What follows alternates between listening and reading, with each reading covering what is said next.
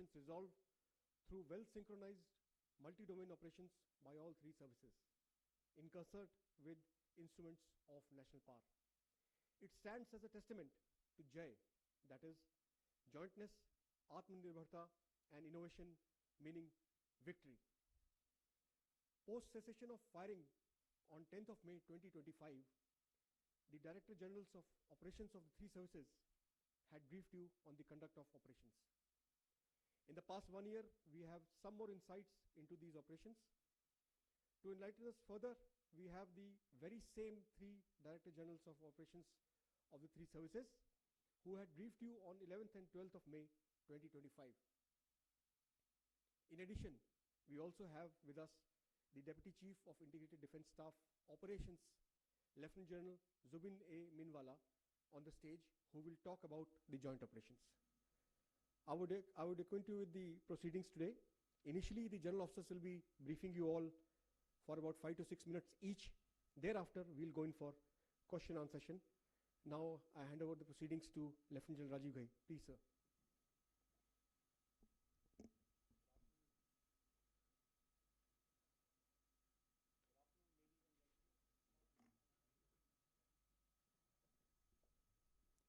Good afternoon, ladies and gentlemen. I begin by paying a very sincere homage to the 26 innocent lives that we lost in Pahalgam last year. We wish their families God will give them the strength to bear this very sad, unfortunate, and irreparable loss in their lives. It has been a year to the day. And as the then DGMO, I look back at not only a military operation, but possibly a defining moment in India's strategic journey. Operation Sindoor saw India very consciously and coherently go beyond its erstwhile approaches and methods and target terror across the line of control and our international boundary with Pakistan. With precision, proportionality, and a clarity of purpose. It was a statement of resolve, responsibility, and strategic restraint by a nation. From the outset, the government gave us two clear directions: clear politico-military objectives and the operational flexibility to achieve these. The clearly stated end to destroy and degrade terror ecosystems, disrupt their planning, and deter future aggression from these bases was very unambiguously spelled out, while the armed forces were entrusted the wherewithal to plan and execute this operation. This balance between firm direction at the top and professional autonomy and flexibility at the operational level was a critical key to our success last year. It allowed us in the military to adapt swiftly, to deconflict, to synchronize, and to respond decisively in a dynamic multi-domain battlefield. Operation Sindoor underscored India's evolving whole-of-government approach, which played out in a clockwork fashion on the battlefield. The highest offices and ministries of the government, intelligence agencies, cyber and information operation institutions, border guarding paramilitary forces such as the BSF, all worked in concert with the armed forces to execute an operation which is now being widely acknowledged as the gold standard, both militarily and strategically across the world. Operation Sindoor was also a joint tri-services effort. It integrated land, air, and maritime capabilities with shared situational awareness, common operation and intelligence pictures, and real-time decision-making. Standoff precision strikes, 9 in all, 7 executed by the Indian Army and 2 by the Indian Air Force were timed to perfection, achieved total surprise, and inflicted maximum damage in each established terror hub deep in Pakistan-occupied Jammu and Kashmir and heartland Pakistan, signaling that no sanctuary is safe. All this while all of Pakistan's effort to target our military infrastructure and bases came to a knot due to a very carefully and deliberately laid out air defense architecture. We planned, executed, and concluded a complex multi-domain operation in a remarkably compressed time frame. The operation also showcased indigenous capability. A significant percentage of the weapon systems, munitions, rockets and missiles, sensors and electronic warfare suits that were employed were developed and produced in India. The BrahMos, Akash, advanced surveillance and targeting systems, along with homegrown ammunition and spares, all played a decisive role.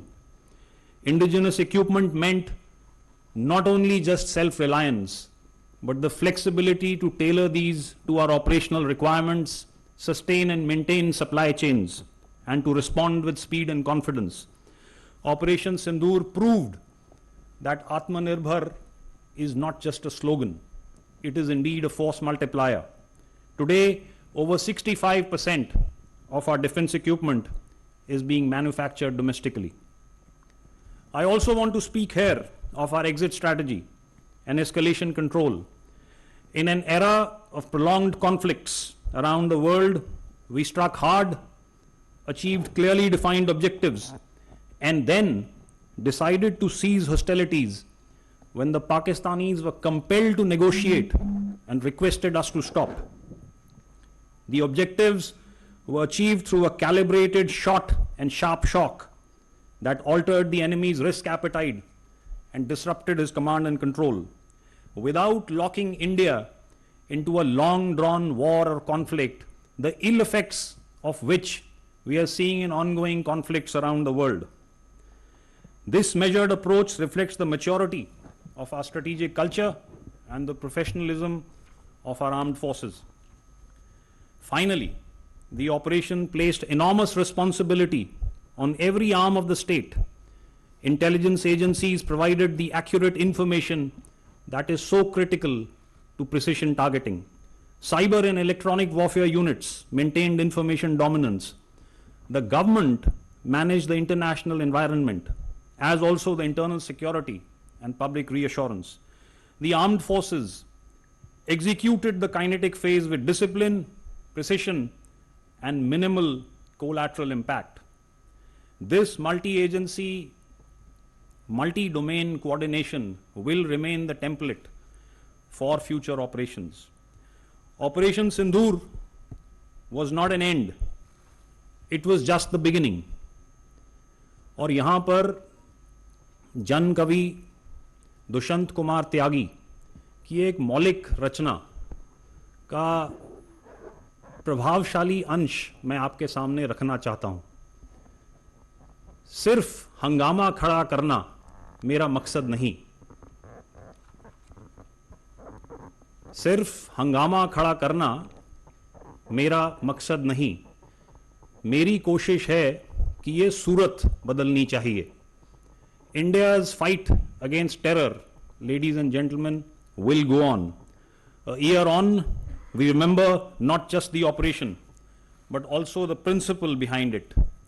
India will defend its sovereignty, its security, its people, decisively, professionally, and with the utmost responsibility.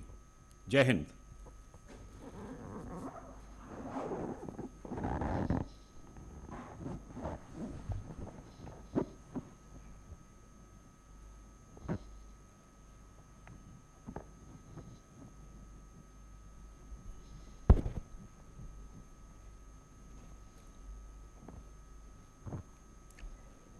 Good afternoon, friends. Today, it is 1 year and 15 days since the horrendous Pahalgam massacre. And as my friend Rajiv alluded, exactly 1 year since our first weapons hit the target. The Pahalgam incident in itself is an incident for which no amount of condemnation and no amount of repudiation will ever be enough. We cannot bring back our fellow countrymen who were massacred in cold blood on the 22nd of April 2025. But we can certainly resolve to ensure that such incidents are not repeated. Operation Sindoor, which remains paused, is an effort towards that resolve. Since times immemorial, we have lived with a simple philosophy of live and let live. But when our desire for peace is mistaken for weakness and our silence is taken as absence, there is no choice but to act. And when we act, there are no half measures. It is decisive, it is lethal, and it translates into Operation Sindoor. A decisive yet calibrated response targeting the perpetrators and their backers. As Rajiv has alluded, going into this operation, our higher directions were very, very clear. The objective was clear, and the forces were given full operational freedom. Jointness was built into this operation from conceptualization to execution. The COSC, which comprises of the CDS and the 3 service chiefs, deliberated every option and calibrated every decision. Thus, with an absolute clarity of action, a successful joint operation was launched to destroy the terror infrastructure in POJK as well as in Pakistan itself. And when that first weapon hit the target on the early morning of 7th May 2025, that decisive flash, ladies and gentlemen, was the strength and the resolve of the people of India being projected into the enemy heartland. It was partial justice being served to the families of the victims of that horrendous massacre in Pahalgam and many such incidents before that. Going into these operations, I remember focus into details of planning. The 3 of us met almost daily and on more than one occasions. Our aim was not just to hit. It had to be lethal, it had to be precise, avoiding collateral. Hence, selection of targets, timing, weapons to be used, everything needed to be carefully considered. And once that was done, execution was achieved with clockwork precision. A question which comes up time and again is, why did we agree to stop? I fully understand the angst of our people, especially the younger generation, given our experience with Pakistan. But allow me to clarify here. Our fight was with the terrorists and their support infrastructure, and that is what we hit, ensuring no collateral damage. We had achieved our objectives and our mission was complete. But when Pakistani establishment decided to side with terror and make it their own fight, we had no choice but to respond in kind. It was about self-defense, much beyond a counter-terror operation. When we responded, it was lethal and ruthless. And after taking the beating, sense kicked in the adversary, and they asked for cessation of hostilities. We paused when the request came, we stepped back, but we didn't blink. We had delivered the message, and the message was very clear. That is, misadventure will not go unanswered. Acts of terror will carry consequences. A lot of time this question comes up over the past 1 year. What are the lessons? Well, in the defense forces, we are continuously evaluating our options and drawing our lessons through exercises, training and simulation. But of course, there is no better training ground than an actual operation itself. So we have also internalized what we encountered and taken them into our planning consideration. Some of them I can share with you. First, Operation Sindoor reaffirmed the primacy of air power. And when I say air power, it means everything that is in the air and not only Air Force, as the first responder and the dimension of choice for any nation. Second, it reasserted the salience of jointness and a whole-of-nation approach. It vindicated Indian Air Force's focus on precision targeting and net-centric warfare, with ICCS emerging as a clear enabler. Next, we are also able to see through our adversary. We now have first-hand confirmation of their capabilities, capacities, and tactics they intended to hide. So I'm sure they are a worried lot across there. A crucial lesson: nations forced into conflict must always have conflict termination criteria and strategy in sight. Otherwise, very soon you can go astray and do not realize how to terminate that conflict. Of course, we need to invest more in certain capabilities like space, unmanned systems, cyber. Some of these capabilities have already been addressed in the past 1 year, and we fully realize that Atmanirbharta, as my friend Rajiv alluded, is the way forward. So Indian Air Force relies heavily on indigenous technologies, and several measures are being taken to enhance partnership with defense PSUs and private industry. IF is an active participant of Mission Sudarshan Chakra, and we are working to build on the success of ICCS to provide this crucial capability to our country. Looking ahead, we continue the vigil, and IF will continue to be the first responder whenever our peace and tranquility is challenged, whenever our sovereignty is threatened. There is no distance too far, no depth too great, and no dimension we cannot dominate. At this instant, we are watching and could not be better prepared. Thank you. Jai Hind.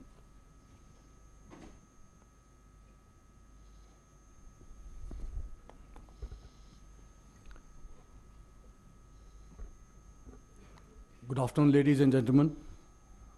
I consider it as a privilege to be amidst you on the first anniversary of Operation Sindoor, an operation that stands as a defining testament to India's resolve against terror and to the decisive strategic vision of our national leadership.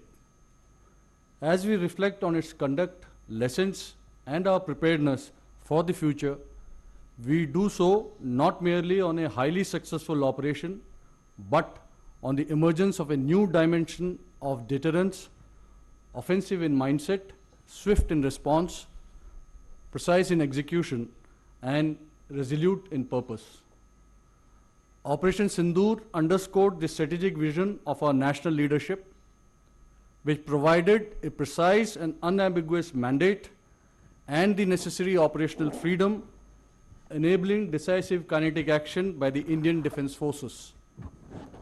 In the immediate aftermath of the dastardly Pahalgam attack, the Indian Navy transitioned rapidly to combat readiness, deploying the carrier battle group, surface action groups, led by potent indigenous frontline warships, submarine, aircraft, and special forces in an offensive posture in the northern Arabian Sea.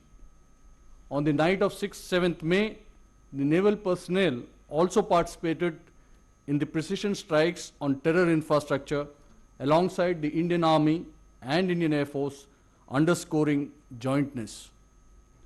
As the campaign unfolded, forward deployment of the Indian Navy compelled Pakistani naval and air units into a defensive posture, largely confined to harbors or operating close to their coastline. Our dominance at sea created credible deterrence and held Pakistani economic trade, routes and risks, thereby significantly contributing to the escalation control mechanism. Op Sindoor validated India's ability to respond to asymmetric provocation with deliberate, precise and proportionate force. It demonstrated that terror infrastructure and supporting military enablers can be targeted swiftly and effectively whilst maintaining escalation dominance. The operation also highlighted the decisive role of indigenous cutting-edge technologies, platforms, systems and equipment, including drones, layered defense systems, and counter-uncrewed aerial systems. By striking the terror hubs in the heart of Pakistan using long-range precision weapons, India effectively called the bluff on Pakistan's nuclear blackmail. The growing relevance of uncrewed and autonomous systems, as seen in the recent conflicts, reinforces the need for accelerated integration into our operational constructs. Our endeavor, therefore, remains focused on inducting these niche capabilities and constantly reviewing our concepts of operations to remain ahead of the adversary. The information domain emerged as a parallel battle space. Disinformation was effectively countered, and the whole of government approach ensured prevalence of our own strategic intent over the manufactured narratives. Lastly, and perhaps most importantly, the operation demonstrated the operational dividends of the principles of JAI, that is, jointness, Atmanirbharta, and indigenization. Seamless integration of three services through Chiefs of Staff Committee, as Marshal Bharati just mentioned, regular meetings of all the three Director Generals of the services, aided in better situational awareness, control of escalation response, and quick decision making, enabling better actions on ground. The establishment of Joint Operation Control Center ensured synchronized military actions against the adversary. Furthermore, the seamless coordination with all national agencies, including Indian Coast Guard, intelligence and maritime agencies, ensured robust employment of the comprehensive national power. The performance of indigenous ships such as the aircraft carrier Vikrant, Kolkata and Visakhapatnam class destroyers validated the Indian Navy's investment in indigenous capability, blue water readiness, and integrated warfighting, thus reaffirming Atmanirbharta as a critical enabler for operational success. To conclude, I would like to assure the citizens of Bharat that the Indian Defence Forces, including the Indian Navy, remain ready and forward deployed. If Sindoor was proof of calibrated resolve, our next response will be about sustained overmatch. If challenged again, we will not merely respond, we will shape the battle space from the outset. The Indian Navy, alongside the Indian Army and the Indian Air Force, has demonstrated capability to strike deep, strike far, and strike sure, anytime, anywhere, anyhow. Jai Hind. Jalmev yas, balmev tasya. Thank you.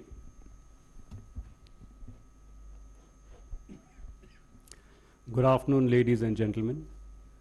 You have heard the then Director Generals of Operations outline their conduct of operations. The inter-service synergy during Ops Sindoor was orchestrated by the Ops Directorate at Headquarter IDS under the directions of the Chief of Staff Committee. Importantly, operations were seamlessly integrated across not just traditional domains, but also cyber, space, and information domains, marking a decisive evolution in our warfighting philosophy. Ops Sindoor demonstrated our ability to deliver integrated effects with speed, precision, and clarity of purpose, serving as a foundational step towards multi-domain operations. This capability is the result of sustained efforts over the years to build structures, processes, and capacities for executing multi-domain operations in its true sense. What we witnessed during Ops Sindoor was not just an isolated success, but the manifestation of deliberate institutional strengthening. The success of Ops Sindoor is firmly rooted in the reforms initiated by the government, including the creation of the post of the CDS. The Honorable Raksha Mantri's declaration of 2025 as the year of reforms has been pivotal in driving jointness, integration of structures, organizational processes, and the push towards Atmanirbharta. These reforms provided the enabling framework that translated into operational success. The operation also highlighted enhanced situational awareness at all levels of command, supported by a robust joint communications architecture that enabled timely aggregation of all intelligence, surveillance, and reconnaissance inputs. This architecture continues to be strengthened and is now being integrated into a fully functional Joint Operations Control Center for improved joint targeting and decision making. In the air defense domain, systems like the IACCS and the Akash Tir were integrated to provide a unified and comprehensive air situation picture. These networks have since been further reinforced, contributing to a more resilient and responsive air defense grid. We are also working towards an integrated and layered architecture to ensure seamless protection against multiple threats, vectors to include drones, loiter ammunitions, and missiles. At the operational level, the fusion of multi-sensor inputs from across the services and national agencies enabled a comprehensive situational awareness grid. The significantly compressed decision-making cycles ensured decisive outcomes. A key pillar of our progress has been the strengthening of the integrated command and control structures, supported by advanced decision support systems and data-driven processes. A gradual process of transition from a network-centric to a data-centric architecture is underway. Our multi-domain approach has expanded into new emerging domains. In the space domain, close coordination with ISRO and the Department of Space is enhancing real-time ISR and targeting capabilities. In the information and the cognitive domains, coordinated efforts with the Ministry of Information and Broadcasting during Sindoor established an effective model of civil-military fusion. Building on this, a Defense Strategic Communication Division is being established, leveraging AI-enabled tools to counter misinformation in real time.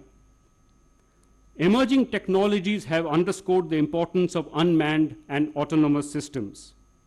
We are inducting longer-range precision capabilities and advancing manned-unmanned teaming. Formulation of a national counter-UAS policy in coordination with Ministry of Home Affairs and Civil Aviation authorities is currently underway. Jointness continues to be reinforced through doctrinal and structural advancements. Multiple tri-service doctrines have been promulgated, complemented by initiatives as the Military Quantum Mission and other documents under the Defense Forces Vision 2047, which was released by the Honorable Raksha Mantri a few days back. On the ground, integration is translating into tangible capability through joint logistic nodes and tri-service maintenance protocols, enhancing efficiency and operational readiness. Interagency coordination has also been significantly strengthened. Synergy with the Ministry of Home Affairs and the BSF has improved coordination along the LC and the IB, while seamless integration of the Indian Coast Guard operations with that of the Indian Navy has bolstered coastal security. Engagement with national security agencies and intelligence agencies such as the DRDO, NTRO, and the wider intelligence community, along with industry, both public and private and startup, reflects a mature whole-of-nation approach aligned towards common strategic objectives. Extensive tri-service exercises and wargaming and simulations over the past year have validated and refined our multi-domain operation concepts, ensuring agility and future readiness. Today, we stand equipped with integrated capabilities, strengthened by joint structures and seamless coordination amongst the services, ministries, and government agencies, reflecting a true whole-of-nation approach. Thank you. Jai Hind. Ladies and gentlemen, we'll now have the question and answer session.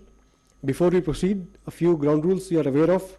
We will take questions in sets of 3 at a time. Please keep your questions brief and avoid multiple questions in one go so that we can cover maximum people. Also, once nominated to answer the question, kindly introduce yourself and the media house you belong to prior to asking the question. And please restrict your questions to Operation Sindoor and the aspects covered by the general officers on the stage. General officers will now take the questions. You have the placard with you. With that, kindly introduce yourself. A placard number 65, 15 and 85, Mr. Ravi. Starting with 65, please. Yeah.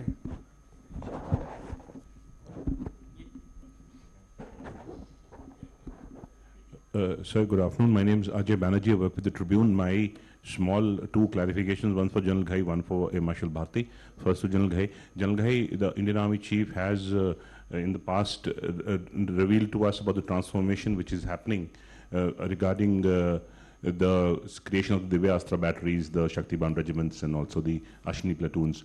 Sir, are these transformations continuous, and what are the further transformations if you could share with us? To Air Marshal Bharti sir, Pakistan and China have been testing new kinds of missiles. Are we factoring in part of those air defense networks of ours to tackle those missiles? Thank you, sir.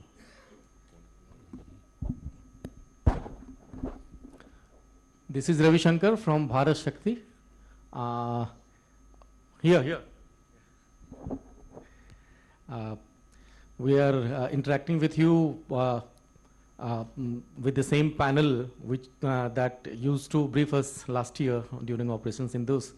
That is very pleasant and reassuring as well. So सीधा सवाल पे आते हैं. पाकिस्तान ने ये कहा था, दावा किया था कि हमने भारत को बहुत नुकसान पहुंचाया. तो और इस नैरेटिव को उन्होंने वेस्टर्न मीडिया, वेस्टर्न एक्सपर्ट्स के बीच बहुत कामयाबी के साथ इस नैरेटिव को पहुंचा भी दिया.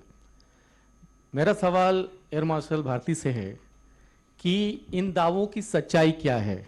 क्या आप शेयर करेंगे इन दावों में कितना दम है, भारत का कितना नुकसान हुआ था? और दूसरा जनरल घई के साथ कि घई साहब आप ये बताएं कि ऑपरेशन सिंदूर पॉज हुआ है, आप ऐसा बता रहे हैं, लेकिन ये चल रहा है, इट्स ऑन गोइंग. तो ये किस फॉर्म में चल रहा है, इसका क्या डायमेंशन है, ये बड़ा शेयर करें please. Thank you. Hi, good afternoon. This is Shivani. I'm from NewsX. Gentlemen, we all have been seeing since the past 1 year, and we've also been talking about the integrated theater commands. We are in Jaipur. It's been touted as one of the commands which will be the headquarters. And given that all of you have spoken about jointness during Operation Sindoor, how close are we to integrated theater command so that our timelines are reduced? You mentioned it was 1 year 16 days, so we took 16 days to in fact strategize this entire operation. Do you believe that we can minimize or compress that number further in future wars? And also, how decisive was India? Because when we are looking at escalation ladders across the world in this geopolitical world, India was very decisive. So what helped India actually make or take that call that we decided that the enemy had to come to the negotiating table?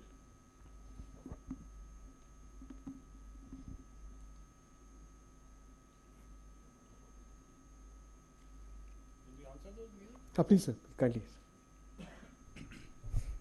Okay, Ajay, you asked the question about transformation. So you're correct. The chief has repeatedly spoken about this ongoing transformation. You mentioned a few Devyastra batteries. You also mentioned the Ashni platoons. There are more. There is the Shaktiban regiment. You saw the Bhairavs being paraded on Kartavya Path this year on the Republic Day. Definitely these transformations are ongoing.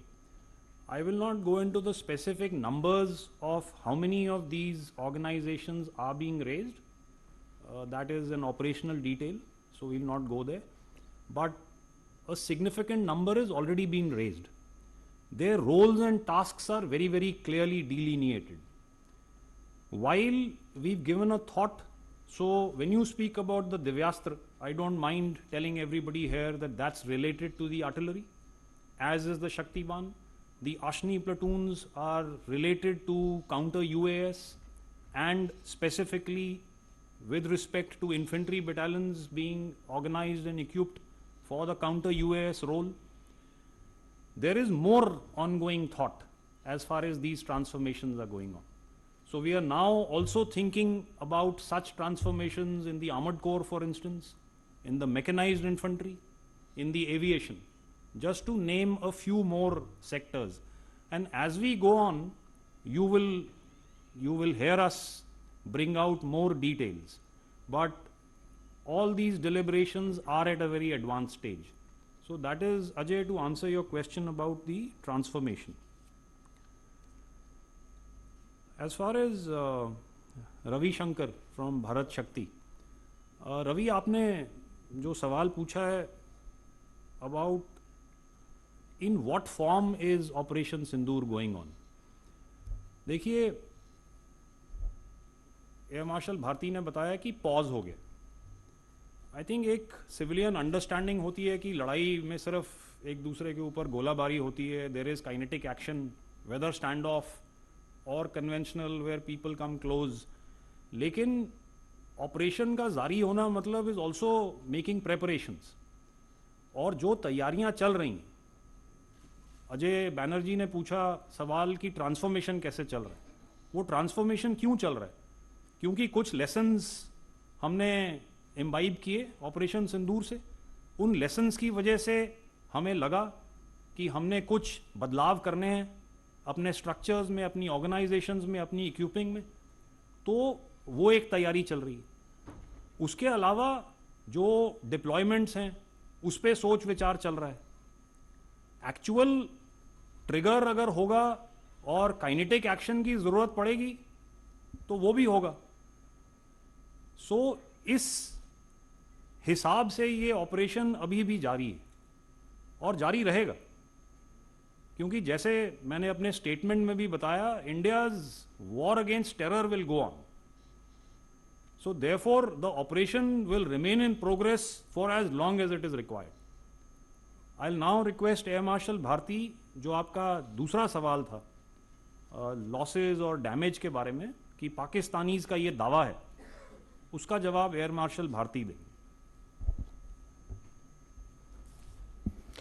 Okay, एक एक करके. सबसे पहले Tribune, आपने चाहा कि I should answer Pak and China testing new kinds of missiles. So what are we doing about it? Of course, see, we are continuously doing the environment scan. Okay, and that's our job. All right, and whatever requires to be done, we put in motion as to be always ahead, okay, of their capabilities. And between the two, of course, the dynamics are different between Pakistan and China, but we are continuously factoring in. And if I could support that argument with certain projects. Okay, you would remember we have already contracted for the S-400s. Okay, some units were still yet to fetch in, so they are fetching in now.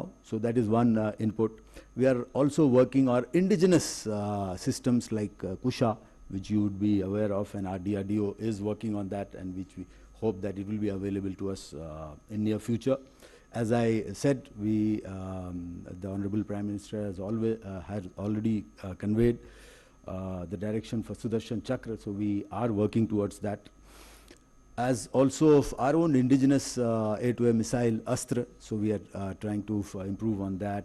Various other projects, QRSAM. So it's a continuous process, and it's not that we don't articulate in the open media as to what all we are doing, but lots is happening, and rest assured that we aim to be ahead of their capabilities.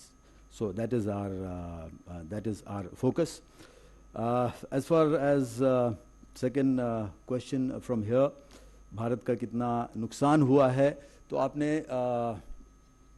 देखा है नुकसान के तौर पर they have not been able to inflict any major damage onto our side. Okay, ना तो हमारे कोई मिलिट्री इंफ्रास्ट्रक्चर डैमेज हुआ है, much of civilian structures. So whatever they came with, okay, be in terms of missiles, be in terms of loiter munitions, be in terms of other unmanned systems, we were able to neutralize that with our integrated approach and integrated ICCS, Akash Tir and IMSAS, okay, that we have alluded to earlier. So whatever they may say, remember, narratives and rhetoric do not give you victory. Victory is measured by hard facts, and hard facts we have given out to you earlier, 1 year, starting from 1 year hence, and in between also in various forums it has been given out to you all. And what are the hard facts? The hard facts are that we struck and decimated their 9 terrorist camps on the 7th of May. Proof is there for everybody to see. The hard facts and the ground reality is that we struck 11 of their airfields. The ground reality is that we destroyed 13 of their aircraft, either on ground or in the air, including one high-value airborne asset at a record distance of 300 kilometers plus. So that is the hard fact. तो take your pick, आपको क्या विश्वास करना है और क्या नहीं विश्वास करना है. और तीसरा और कोई सवाल था? Okay, thank you. Shivani, before I ask General Zubin to answer your question about theatre commands, you also said that what was it so compelling that we did which forced the Pakistanis to come to the negotiating table? What compelled them? You've just heard Air Marshal Bharati give out the statistics. If I was to add the damage that we caused on the line of control, for instance, you know, inadvertently, their honors and awards list, which was out in the internet domain, told us that so many of those awards were given posthumously. So the numbers that they suffered on the line of control in the exchanges that followed, they lost more than 100 soldiers. That number is in excess of 100. 100 terrorists were what were killed in those 9 terrorist camps. So there was innumerable amount of damage which compelled them. And at the end of the day, if the Pakistanis were to make the same amount of investment in their battle fighting ability as much as they do in the narrative, I think they would have fared much better. So, you know, that's advice that they could take. Zubin? Shivani, you asked this about where are we in the theatre commands. And so, you see, you heard the Chief of Defence Staff in his various talks bring out that this is at the final stages and a lot of work has been done towards that. But I would like, and that's a decision of the government, you know, and but I would like to bring out over here that just raising of the theatre commands is not the aim. It is what has happened as a background work in terms of jointness, integration, because that forms the bedrock and the fabric of theatre commands. So here we have, you know, there are numerous tasks under jointness and integration. To give you an exact number, 197 tasks in domains of operation, intelligence, op logistics, human resource, regulations, which form that bedrock. Towards that, some of these tasks are to be completed before the theatres to be formed and some after the formation of the theatres. And that's going on at a very fast pace. There is a lot of work which has been done. If you just as an example see what happened in Op Sindoor itself, was not an one-off and overnight in a synergy which happened. It was an institutional work. And the formation of the JOCC, Joint Operation Control Center, fusion of ISR resources of the services, decision-making processes are all institutional work which has laid that foundation which will happen for the theatre commands. So therefore, whenever the theatre commands get announced, which is the prerogative of the Government of India, we are ready to form that bedrock. And is there was any other question you asked? That was it. No, Yeah, that's it. Okay. I think we can go in the next set of questions. I just want to, I'm itching to respond to, amplify further about Shivani, your question regarding, how decisive and why could we be decisive? That we have, all three have clearly reiterated that a clear and precise political mandate was there with us, and operational freedom was given to us. And we were very, very clear at the initial stages that we were to neutralize the terror infrastructure. The second part of it, militarily, we had formulated at the CDS and COSC level, it's a Chairman Chief of Staff Committee level, a clearly defined escalation control mechanism, wherein we were to look at calibrated and graded response to each event. So once this terror infrastructure was neutralized, and thereafter they did some action, and that mirror escalation at a harder level, and that the joint integrated operations by military actions by all three forces probably impacted the minds of the political and military leaders of Pakistan. And that's why the Pak DGMO had to approach DGMO Indian Army pleading for ceasefire. That is the main reason. Sir, can we go on the next, sir? Next, we can have next set of sections, questions. I'm seeing your placards. We'll take them one by one. Say placard number 19, 57, 76. And please listen to the questions. If you have similar question, kindly add on. May I request 19, please? Yeah, please.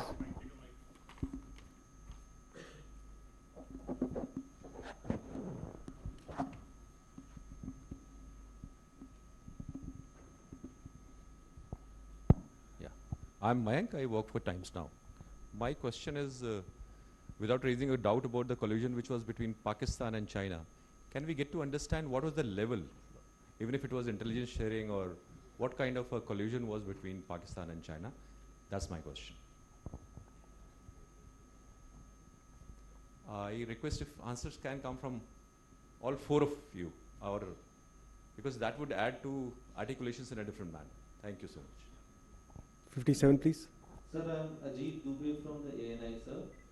Sir, my question is to General Ghai, Marshal Bharati and Admiral Pramod.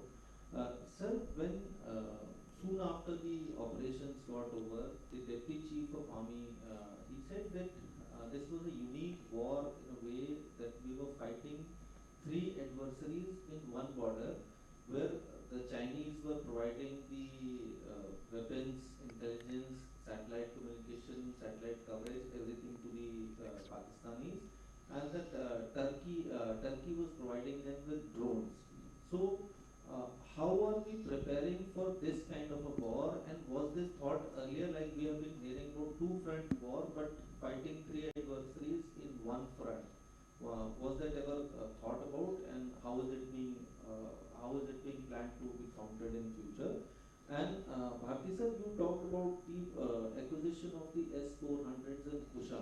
Can you give us the timelines about by when the S-400s remaining two squadrons are coming to join the Air Force, and the 5 squadrons of Kusha and this S-400s which we are going to sign in future? And Pramod sir, what is the plan to tackle air defense threats from the maritime theatre? Is there any thinking in that direction? Thank you. 76, please. Good afternoon, sir. Rahul Singh this side from Hindustan Times. So my question is for General Ghai. So since Operation Sindoor, the genesis was a terror attack, and you talked about the kind of infrastructure you destroyed, 9 camps across the LC, across the IB. So if you could give us your assessment of the current terror infrastructure across the border, the number of camps, how deep are they located, what has happened to the camps that you destroyed? Have any camps come up there? Have the camps moved in deeper? The number of terrorists that are being trained there, do you see any activity happening in terms of a renewed effort to push these people in? So basically an assessment of terror infrastructure across the borders. Anyone has got a similar kind of question, you can please ask so that the generals can ask. Yeah, please.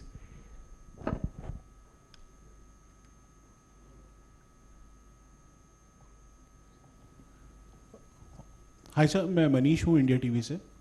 मेरा similar question है Rahul sir से related है ये है क्योंकि ये पूरा western border पे खास तौर पे जो 7 टारगेट्स आपके थे, उन टारगेट्स की इस समय की कंडीशन अगर सैटेलाइट इमेजेस से देखते हैं तो काफ़ी कुछ चेंज हुआ है।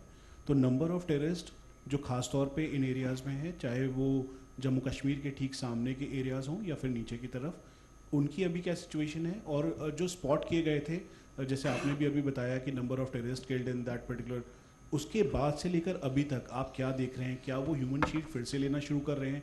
क्या वो डेप्थ एरिया की तरफ चले गए हैं? क्या वो इन्फिल्ट्रेशन अटेम्प्ट या बाकी और जगह ये कोशिश कर रहे हैं पूरे एरियाज में? Okay, so before we go to the questions about collusivity and timelines for some of the Air Force equipment that Ajit asked, I'll answer these questions about terrorist infrastructure and terrorists.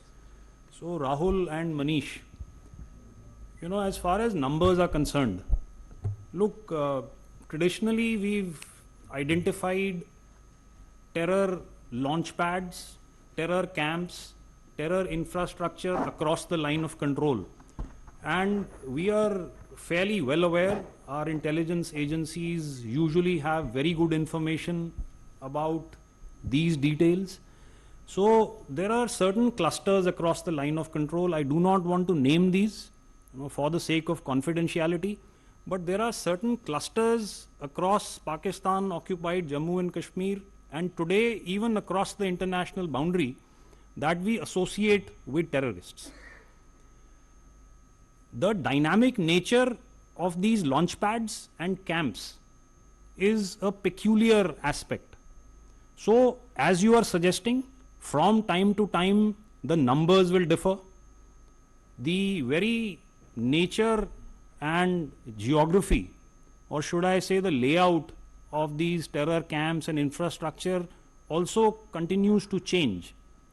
What's happened to the 9 that we hit, at least as far as the 2 more famous ones are concerned, they've been in the news. There has been money that has been pummeled in to try and reconstruct those. As far as the other 7 are concerned, we have a fair idea of what the numbers are, but it's safe to presume, and I said this in my statement, Air Marshal Bharati reiterated that no sanctuary across the line of control is safe. We will hit everything. He spoke about depths. We will go after everything. And I think that's been made clear in the new normal that the Prime Minister stated last year. But the conditions, the timing, and the method will be ours. That's what he said when he spoke about the new normal. So these are the 3 aspects. So therefore, the nature and numbers in these terror camps may keep fluctuating. I think people on the other side are also wise. So yes, some of these camps and launch pads have moved further in the depth where they feel that they will be safer. But like I said, no sanctuary is safe. So this is as far as about the terror is concerned. Now before I hand over to the others about the collusivity, I just want to say that, look, the fact that Pakistan and China, in their own words, have a relationship that is deeper than the seas, higher than the mountains, that's a given. The fact that Pakistan has 80% of its military equipment of Chinese origin is a given. Whether we are fighting against 3 adversaries on the same border, be it Turkey or China or Pakistan, look, you play against the team that turns up on the park. So that's not something that should worry us so much. It's not something which is in our control. What is in our control is what we've all spoken about. Zubin spoke about what are the capabilities that we are building in an integrated manner. We spoke about transformation. The challenges have been identified and are clear.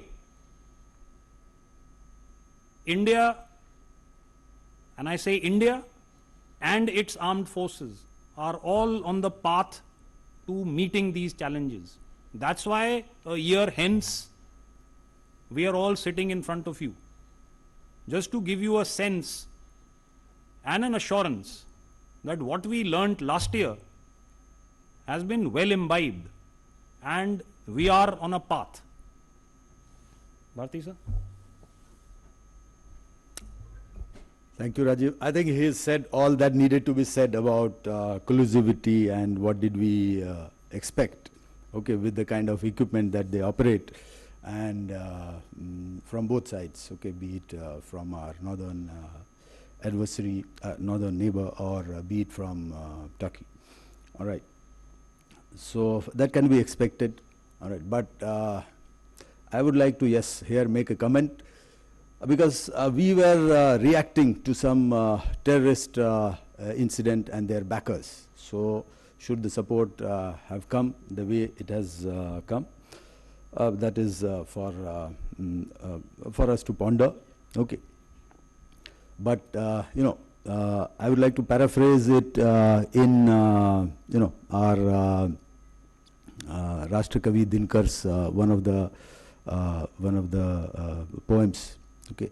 जब वो कहते हैं कि summer शेष है नहीं पाप का भागी केवल व्याध जो छद्म है समय लिखेगा उनका भी अपराध. So you can understand. As far as additional equipment is concerned, Mr. Ajit, yes, I can confirm to you that the next set of units, okay, we should be having with us within a month, okay, and the final one maybe by the end of this year. As far as Kusha is concerned, yes, it is still work in progress. We are looking at it seriously and trying to expedite it, maybe in another 3 to 5 years. And additional units coming from across, from abroad. Well, I'd not like to put a time frame at this instance. It's work in progress. Okay, so that is for the details of the equipment that is coming in. Thank you. Let me amplify on the Mayan's question on the collusivity between China and Pak. I would like to respond to your question through certain signposts, and which you have seen in the diplomatic front when Pahalgam attack happened. China refrained from condemning the Pahalgam attack. This is the first part of it. Similarly, when the UN Security Council's press statements were made, and that's the time when China again influenced, and the references of the resistance front who was directly involved in the attack, that was not made. And as General Ghai had mentioned, that 80% of imports, arms imports, are from China, and so that's a kind of relationship, economic, military, and the strategic relationship with China and Pakistan, and that is for obvious reasons which you all know. More importantly, in terms of the imports which happens in the arms and the niche platforms, whether it is ships, aircraft, or submarines, the best of the platforms are given. And recently you saw also that they've already announced in the next 2 years 40 odd J-35s are going to be J-35 Alpha. That's the 5th generation aircraft. That is the kind of, and this is only on the hardware platform. Similarly, whether it's in the space-based collaboration happens in terms of launching of the Pak satellites, information aspects, joint exercises. So it's a large, so if you see the background, they are well enmeshed and clustered. Now, if you have to come with this backdrop, if I have to come back to your specific questions of what is the kind of collusivity, for any layman he can understand with this backdrop, we can prudently assume that there would be certain kind of assistance, and this we all take into our military calculus, whether it is in terms of space-based asset services being provided, whether it is electronic intelligence sharing happens, or cyber support, or during the conflict the arms and equipment which are supplied. This is given thing. The other, also in the open source, you would have also seen that when negative publicity was being made by Pakistan, there is an open source information which is there that China did amplify whatever is it and did influence the international public about Pakistan's viewpoint also. So these are very, very clear that there is a good, strong relationship between Pak and China. The second question which was there, how we handling three adversaries at the same time in this different fronts of it. So it is not a military, the comprehensive national power is not only military actions. So there are many other channels available in terms of diplomatic, there are ways of handling it. So it is not adversary as such at that point of time. Adversary at that point of time only was Pakistan. And you would have seen in the recent conflicts, whether it is Ukraine, Russia, whether Iran, Israel, US, there are support from various other sides also, economically, militarily, everything. So that doesn't become, though law of armed conflict is very, very clear that if you support, then you also become a belligerent. But it has become a different, it's a blurred image and it's become a norm now. So we have different ways of handling other people who try to influence these. It could be diplomatic, it could be economic, it could be many ways of informational itself you could engage or other ways. This is one. Third aspect is related to what is the plan to tackle air defense threat in the maritime domain. So the fleet air defense, any assets at sea, the responsibility of fleet air defense is the Navy. So first, the attempt is always, it's a layered defense. First, a threat could be missile, threat could be aircraft itself, aircraft launching in this thing. The launch platform could be from shore, could be from aircraft, could be from subsurface. So our first strategy is always to neutralize the launch platform. And that launch platform, shore, there are many ways the sister services will ensure that any launch platform which is there, it can be neutralized there itself. The subsurface, there are anti-submarine actions which we do, in which we look at neutralizing the launch platform. To neutralize or degrade a fighter threat which is there, which can launch missile, then you have an integrated fleet air defense. That means you have superior fighters aircraft to neutralize or intercept and neutralize this. Within the fleet, you have layered air defense systems, which could be surface-to-air missile, long-range surface-to-air missiles, then you come to a short-range, then point defense systems, close-in weapon systems. So these guys there. But now you have seen that the threat is increasing in terms of supersonic missiles, hypersonic missiles. So as the threat is increasing, the technology is allowing you also to build up your air defense capability through better sensors who can detect the supersonics and the hypersonics missiles. And you have the ability to, that is the work in progress, as Air Marshal Bharati just mentioned, the Project Kusha. The similar thing will be translated into sea-based BMD capability. That is the kind of, so we are, the work is on in this. Thank you. Can we have next set, people have been raising hand, we'll try and cover maximum people. 64, 27 and 9 please. Yeah. One more we can take, say, I think 86 has been raising for a long time, please. And any similar question you can please cover. Please start. 64.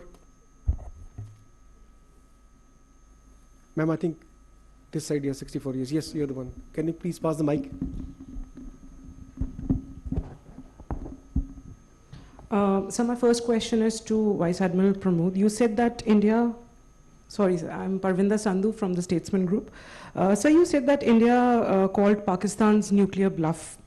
So did India access any nuclear signaling during the operation? My next question is to Lieutenant General Ghai, that you spoke about intelligence. If you could repeat the first question again. So you said that India called Pakistan's nuclear bluff.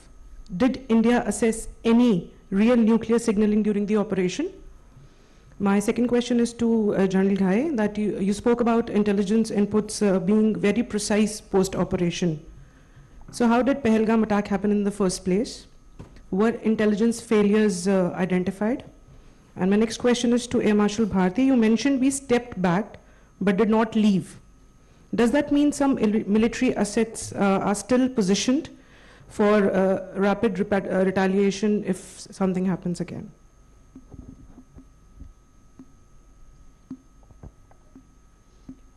Next, please. 27. Hello sir, Shikha Thakur from Zee Media. General Ghai, पहला सवाल मेरा आपसे है, operation सिंदूर को लेकर के बहुत सारे नैरेटिव्स आए, लेकिन सर सबसे बड़ा मिसकंसेप्शन जो आपको लगता है जो फैलाया गया ऑपरेशन सिंदूर को लेकर के, वो क्या है? हम चाहेंगे कि वो आप यहाँ पर बताएं। और अगला सवाल मेरा वाइस एडमिरल प्रमोद सर से है। सर, एक इवेंट पर रक्षा मंत्री राजनाथ सिंह ने खुद कहा है कि इस बार मौका नेवी को सबसे पहले मिलने जा रहा है, तो क्या इसके मायने क्या है? और फ्यूचर इंडिया पाक कॉन्फ्लिक्ट में क्या ये सिर्फ लैंड बॉर्डर तक सीमित नहीं रहेगा, बल्कि अरेबियन सी और मेरीटाइम चोक तक भी पॉइंट्स तक एक्सटेंड होने की संभावना है? एंड इन दैट केस क्या हमारी तैयारी होगी? 9 number, please. Ma'am, 9. Hello sir, I am Shivani Sharma from India Today, and as we all know that the wars are not only about land, water and sea, it is way beyond the cyber and the space domain. And my question is to General Minwala. Sir, we've seen that Pakistan, especially after Operation Sindoor, it has launched a number of satellites.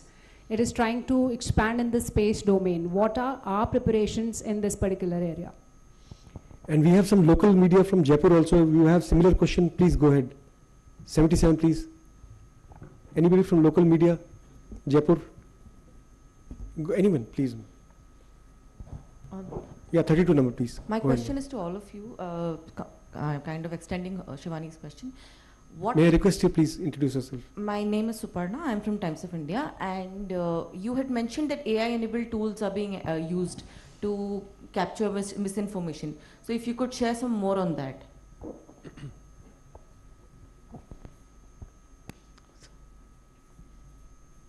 Sir, please. 86? 86, yeah, 86 Yeah. left. Good afternoon, sir. This is Anju Nirvam from TV9 Bharatvarsh. Sir, मेरा ये सवाल है कि operation सिंदूर में control warfare की रणनीति क्या थी, और ये दूसरे वैश्विक युद्ध जैसे कि रूस यूक्रेन वॉर हम देख रहे हैं और अमेरिका ईरान का युद्ध भी देख रहे हैं, उससे कितना अलग था? और जिस तरीके से हमने जो दुश्मन के लक्ष्यों को अटैक किया, इसका रणनीतिक महत्व, जहां पर हमने अटैक किया उसका स्ट्रैटेजिक इंपॉर्टेंस क्या था? और सर, दूसरा सवाल यह है कि ऑपरेशन सिंदूर की सफलता में राजनीतिक नेतृत्व और होल ऑफ नेशन अप्रोच का क्या योगदान रहा? I think 13 number, you also have the similar question. 13, please. Hi sir, Pawan Mishra news 24 से हैं सर। ऑपरेशन सिंदूर में अग्निवीरों ने भी अपनी अहम भूमिका निभाई थी। पहले बैच का जो है कंफर्मेशन होने वाला है, क्या उनके लिए कुछ अलग से बेनिफिट दिया जाएगा?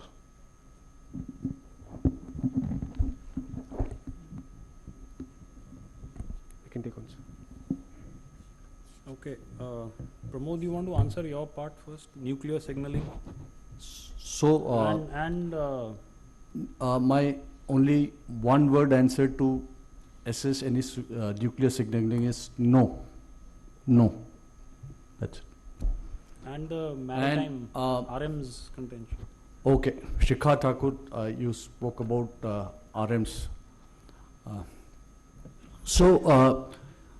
Speed, mobility, lethality, and survivability. Why survivability? Because land you could attack missiles and other things. You are mobile, so the survivability are the inherent strength of a naval power, and which you have seen everywhere in recent war. Also, you have seen 3 carrier battle groups going. The survivability is everywhere, and they can deliver. The firepower again is, and the weapon density which a naval unit carries, that again is a strength. So 20, 25, 30, तो मैं आपको बताऊंगा कुछ पनडुब्बियां होती हैं जो 150 Tomahawk missile से ज़्यादा ले जा सकते हैं. So you can have, these are two important in war fighting, firepower and then force preservation. So we are ideally suited to be this way. And the carrier battle group is able to project itself, power projection, जहाँ आपको sea control करना है वो सब कर सकता है. So but हमारा जो उद्देश्य रहता है, जैसे कि ऑपरेशन सिंदूर में भी था, it's a joint integrated ops based on what our political military objectives are there. The higher echelons of the military leadership, they decide what is the kind of operation and how synchronized and in a sequence way we are supposed to do. Now coming back to your question per se, as अभी navy की बारी है, तो मैं ये बताना चाहूँगा और मेरे सहयोगी डीजीज भी ये मानेंगे कि when, how and where of a military operations is higher element of surprise is important in any kind of operations. So I cannot today decide that, and because the adversary will be prepared for it. So that is a very, very important factor. So I cannot share with you and say that this is my plan. Our plan is decided much and this is one. But if situation arises and opportunity comes our way, be sure that we will deliver a decisive blow without any hesitation.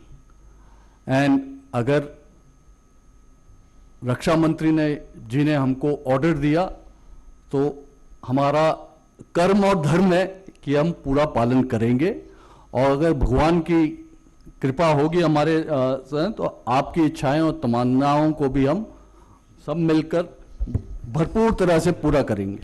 Thank you.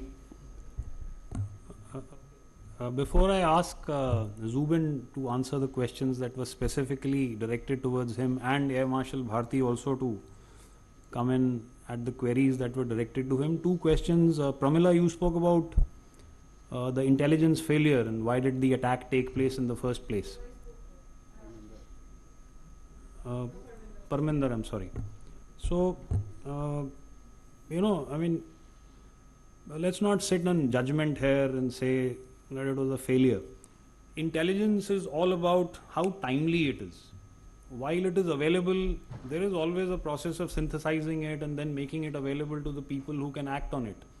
Also, don't forget that sometimes there is a gap in perception about how maybe all of you understand counter-terrorist operations and how they actually unfold on ground. The terrorist or the insurgent has this what should I say, benefit of merging into the population. So that's a big challenge at all times.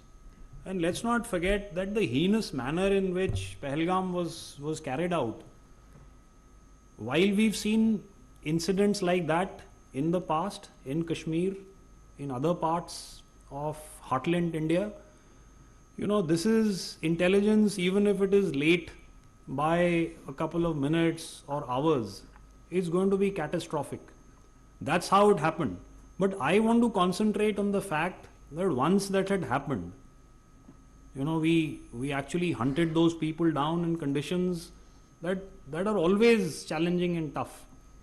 Took all the time that it did, but the perpetrators were put to rest.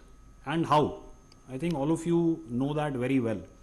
So yes, I reiterate that we have an intelligence base and data that we work from, and I said that in specific relation to the question that was asked about terror camps and infrastructure being across.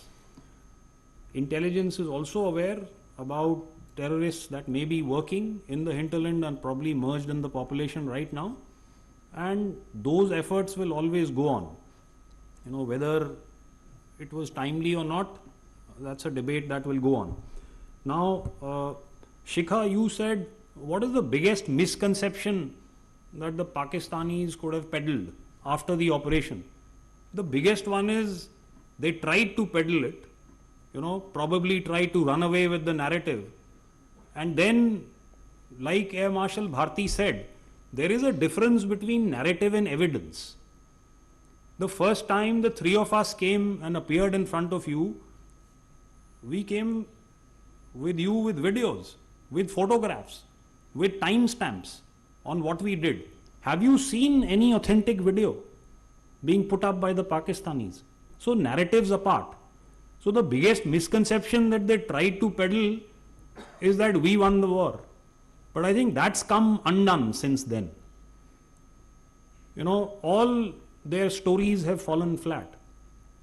And at the end of the day, they threw what they had at us. And it all came to a naught. Nothing, and I say nothing, actually succeeded for them. So no, that's a sad story. And like I said, they could have done better to invest in capability rather than narratives. Bharti sir? Yeah, okay, thank you. Okay, first question on Operation Sindoor paused, and are we still forward deployed from the statesman correspondence? Okay, as far as the Indian Air Force is concerned, all right, the beauty of its operations lies in the rapidity of response. Okay, so we need not be forward deployed to respond rapidly and reach where we want to reach. Okay, so that question whether are we still forward deployed, that is I would say academic, because if there is a requirement for us to reach somewhere, to deliver, we are there, because it is inherently ingrained into the characteristic of the Air Force or the air power, which is rapidity of response and its reach. We can reach, we can be in East India, and if there is a requirement to reach West, okay, we can reach within no time. So our posture as to are we forward deployed, what I would like to say that we are deployed as per our requirement, as per our threat assessment, and we are ready even as we speak. So that has been the posture, not during Sindoor, that has been the posture before Sindoor, during Sindoor, and it remains the posture even today, and it will continue to remain so. Second question from TV9 correspondent जो हिंदी में था, control warfare की वैश्विक राजनीति क्या है? और ये बहुत ही अहम सवाल है और बहुत ही आई मीन से it's a good question. Alright, so control warfare, operation Sindoor कैसे अलग था और सब जो हमारे चारों तरफ हो रहा है, तो that you have caught the essence of it. It was a very controlled escalation. सबसे पहले तो हमारी रणनीति क्या थी, हमारा उद्देश्य क्या था इस ऑपरेशन में जाने के पहले? उद्देश्य था कि जो भी टेरर और टेरर बैकर्स हैं उनको टारगेट किया जाए, जो हमने किया. और उद्देश्य the objective was very clear, और हायर डायरेक्शंस हमारे बहुत क्लियर थे कि टेरर और टेरर इंफ्रास्ट्रक्चर को टारगेट करना है. बहुत हो गया, हमने बहुत सह लिया. This will become a new normal. That was the message which needed to go, and that we have driven firmly and very forcefully. So एक बार वो हो गया, उसके बाद हमने उनको कहा कि हमारी लड़ाई आतंक और आतंकवाद के खिलाफ है, और आपने जो किया उसके लिए हम परपेट्रेटर्स को पनिश कर रहे हैं, और हमारी लड़ाई और किसी से नहीं है, और हम इसके आगे नहीं जाना चाहते. लेकिन उन्होंने उसे अपनी लड़ाई बना ली, उसके मिलिट्री ने उन्होंने अपनी लड़ाई बना ली और हमारे ऊपर वापस अटैक किया. तो उसका जवाब तो देना ही था, और जब जवाब देना है तो जवाब मतलब मीक जवाब नहीं होगा. As I said, it will be lethal, it will be forceful, it will be visible, which it was. लेकिन फिर भी हम इस इरादे से नहीं गए कि सब कुछ नेस्त नाबूद करना है, एक बेस ले लिया, एक जगह ले लिया और उसको पूरा मिट्टी में मिला देना. नहीं, हमारा आइडिया ये था to drive home a message कि look, you cannot hide anywhere. We see you everywhere and we will reach you everywhere. So that if you see our targeting pattern, it is some airfields, some radar sites, some command and control centers, some aircraft, some hangars. What does it indicate? It indicates a controlled, escalation. It indicates a message to the adversary that look, we can reach you at will. So, sudhar jao. So that was what was our, our strategy, और वो थी हमारी राजनीति. Now राजनीतिक नेतृत्व की महत्ता आपने पूछा, बहुत बड़ी महत्ता है. जब तक वो विल नहीं होगा हमारे देश में कि हमें कुछ करना है, तब तो सब कुछ, जितनी भी आपके पास क्षमता है, वो तो सीधी क्षमता, बस क्षमता ही रह जाएगी, उसका प्रयोग नहीं होगा. तो जब तक वो will, वो direction, and it is a whole national resolve. It doesn't come from a single entity. It is a whole national resolve being projected. So जब तक वो राजनीतिक नेतृत्व की वो will power नहीं होगा, वो direction नहीं होगा, कुछ move नहीं कर सकता. So that is a very important aspect of any nation's response, and this was an important aspect in Operation Sindoor as well. Thank you. I think Shivani had asked a question about satellite, the Pakistan space. Yeah. So, Shivani, yes, we've noticed with professional interest the launch of 4 satellites by Pakistan recently. But let me also put it in context, that our first military satellite was launched in early 2000s, 2001. Subsequently, in the last decade, we have been launching constantly satellites in terms of the Cartosat and the Resat series. And we understand probably more than anybody that space is not only just an enabler, it is a contested operational domain. We have formed the Defense Space Agency in the year 2019 under headquarter IDS, with a simple mandate that it looks after all space-related issues of the 3 services and coordinates that effort. So we are well, I would say, ahead, and we have some niche programs which are on the anvil to be launched. The Defense Space Agency will soon start controlling some constellations as we go ahead in the next couple of years in terms of ISR satellites, in terms of communication satellites, as also we are looking very carefully at space situational awareness. So these are, a lot of work is happening. We are working with ISRO, but we also realize that we need to make our satellite space more dynamic. In terms of our capabilities, we will need to incorporate and pull in the private industry into this domain. And the IDEX challenge, and in space, we worked together. We created 75 challenges for the private industry. And actually, we're very proud to see on 3rd May, there is a company which is called Galaxy. It launched the world's first optosar satellite. And it is a fusion of the optical and the SAR imagery. And that itself is, is a reflection of how we are working towards, improving our capabilities and enhancing our capabilities in this domain. So a mix of private industry from ISRO, Defense Space Agency becoming very, very potent, and soon, in the coming years, as we have a vision of that is the Vision 2047, where the Defense Space Agency is slated to become the full-fledged space command, and that is where we understand how important this domain is. It is contested. We need slots, and we need more and more satellites to control multi-domain operations. I think one more question was from Suparna. You asked about AI-enabled tools. So, you see, cognitive domain is also one of the newer domains of warfare over and above land, air, and sea, which were the earlier traditional domains. So, we are seeing that this is a battlefield, the mind is a battle space on its own. And towards this, the defense space, strategic communication division is to be raised and may become an agency later. So we find that this narrative, the false narrative which is on the internet, is a issue which needs to be tackled, and to convey our point of view too. So the biggest challenge we find is that to get the narrative which is being peddled, find out those handles, find out those areas, and that is where AI is being enabled. While the technical details are, I would not like to bring out how it does it, but we need to identify these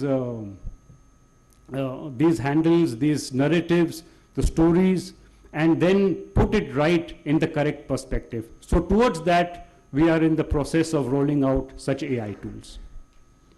Thank you, sir. I think we can have 5, 62 and 84, please. I think last set. Hi, sir. My name is Jugal. I'm reporting for the BBC. I have one question and two clarifications. The question is, the question actually is to General Ghai. It was mentioned that there was a DGMO to DGMO conversation on the 10th of May, after which the cessation actually took effect. Now, this is something that the Pakistani side contests, and they in fact say it was the other way around, that the request came from Indian side. Because there has been so much emphasis on evidence, on putting hard data out there, I'm just wondering whether India is contemplating putting out evidence or maybe recordings of that of what India says happened. Is there any move to that effect? And the clarification is actually on what my colleagues asked to General Ghai, which is the Pahalgam incident that took place. Was there any accountability fixed for what took place there? Because many family members of those who were killed did say that there was no help available to them for a very long time post-incident. Is there any accountability fixed? And on the question that my colleague asked, Air Marshal Bharati, on the damages, because we had a statement from the CDS, I think immediately after the conflict, that there were some initial tactical mistakes made and conversations on aircraft losses. I'm just wondering if there's a change of mind on giving any details on that aspect. Thank you. Yeah, next please. Hi sir, I'm Javeria Rana from the New Indian Express. My question is that, Sindoor has established, it's a question to all of you, Sindoor has established BrahMos as a phenomenal precision strike system, but considering the cost and high cost and sustainment factor, and especially in a sustained conflict scenario, what alternate options is the military working on or looking at? We had 84 also. Sir मैं संदीप हूँ INS से. Sir मेरा सवाल घाई sir और Bharti sir से एक कि जो लेसन्स किसी भी वॉर से लिए जाते हैं, जो ऑपरेशन सिंदूर से जो लेसन्स लिए गए उसको कुछ को इम्प्लीमेंट किया गया ठीक करने के लिए, कितने ऐसे लेसन्स हैं जो कि अभी इम्प्लीमेंटेशन के लिए बाकी है? और DGNO सर से मेरा सवाल है कि सर काफ़ी लंबे समय के बाद ये देखा गया है कि जो वॉर जो है वो एयर और लैंड की जगह अब सी में भी शुरू है, और जिस तरीके से हमने US का और ईरान के बीच में देखा, और सबमरीन का भी यूज़ हुआ जिसमें ईरानियन वॉरशिप को गिराया गया. ये पहला मौका इतने टाइम बाद इस तरीके की चीज़ें देखने को मिल रही है. तो अब इंडियन नेवी के किस तरीके से तैयार हो रही है, क्योंकि चाइना और पाकिस्तान दोनों एक दूसरे को स्पेशली नेवल वॉरफेयर में भी जो है सपोर्ट कर रहा है. अभी रिसेंटली एक सबमरीन भी दी गई है. Anybody has got any related question, please keep your question short. If it is related, please that side. Please keep it short so that we can... Sir, this is about the post-operation defense acquisition strategy as well, because as Air Marshal Bharati said that aerial superiority has been established, but we have seen in the recent wars that numerical superiority is also a very valid domain in terms of smaller drones, smaller missiles that can overwhelm your air defense systems. And also for the naval unmanned naval system, naval drones as well. So is there a long-term defense acquisition, change in defense acquisition strategy, given the fact the recent wars are taking place and Operation Sindoor as well? 13 number आपका question I think general Ghai से था, वो answer नहीं हुआ, आप दोबारा बता सकते, रिक्वेस्ट कर. This is Akshay Dongre from DD News. Agniveer, no? I'll answer. The Betty, please sir. So one question related to this, Nehisha from the print. So post-op Sindoor, there have been structural changes that have been made to the Pakistani military. They have undertaken certain changes. They've brought in the rocket force, the army rocket force, as well as created the post of the CDF. You know, they've streamlined certain decision-making process, making it linear. So how does the Indian military look at this, and what are we doing to counter them? At the same time, Air Marshal Bharati, so you headed the operations, the air operations. You've seen what we have, what we don't have, and what they have and what they don't have. Now you've become the deputy chief in charge of the procurements in the Air Force.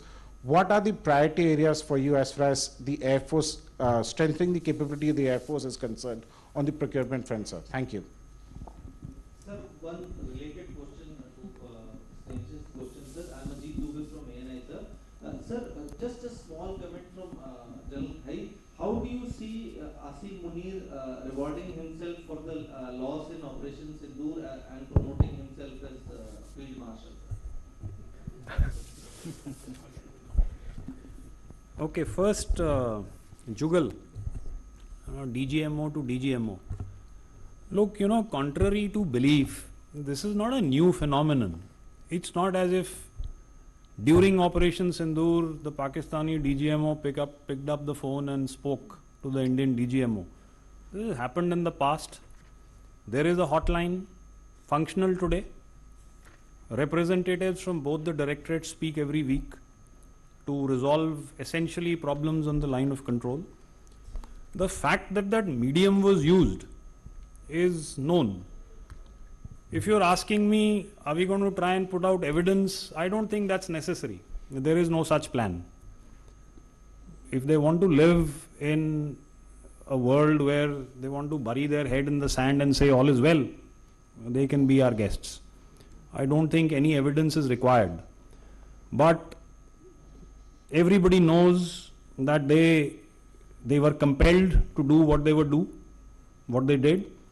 I think Air Marshal Bharati gave out the stats of what happened. I substantiated that by what happened on the line of control. So I think it is an operation that achieved total surprise. We inflicted damage on all of less than 90 hours.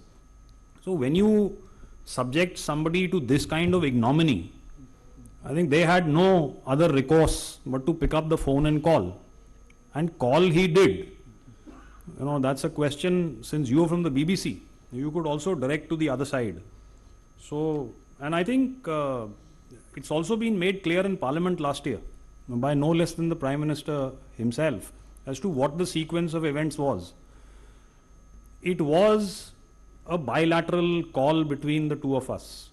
As far as differences and disputes between India and Pakistan are concerned, we are very clear in India that this is bilateral.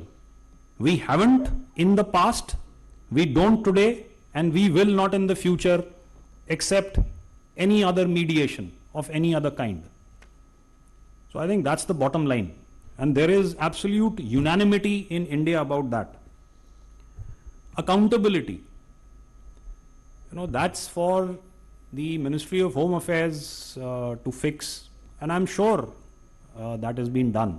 So it's not my place to say that you are alluding that there was no help, with due respect, because a lot of people died, and at such a time, tempers are running high. You want to try and find somebody who you can fix accountability for and point a finger at.